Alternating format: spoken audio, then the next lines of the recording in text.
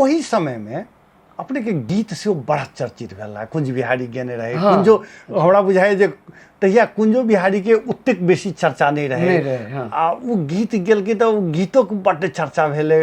अब वो फिर केना ई नाटककार या रेडियो नाटक से फिर गीत दिस केना चल गेली? सर एक्चुअली बात कहबे ना तो हम सबसे पहले गीतेकार छी। अच्छा गीतेकार छी। लेकिन वो चीज हमर देव गेल है।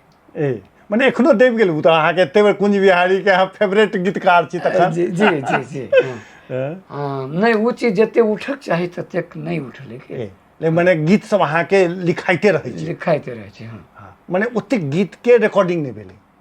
रिकॉर्डिंग तो बहुतो के भेले। अच्छा कते भेले? हमरा बुझाय मिथिलांचल में कोनो एहन गीतकार नहीं होते। माने गायक नहीं हेते जे अहाँ के गीत नहीं लिखे? नहीं गीतकार नहीं होते। अच्छा। जे सिनेमा में हमरा एते गीत लिखने होते। सिनेमा में बात करी छी एमर नहीं। कते के गीत लिखली सिनेमा में? हमरा बुझाय 30-35 गो सिनेमा में हम लिखने होते। वाह रे वाह।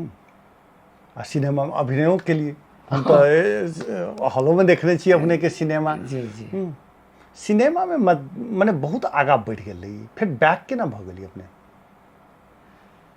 नहीं सिनेमा में बैक कहाँ हमरा खेसारी लाल जोरे 3टा सिनेमा आबि रहल है।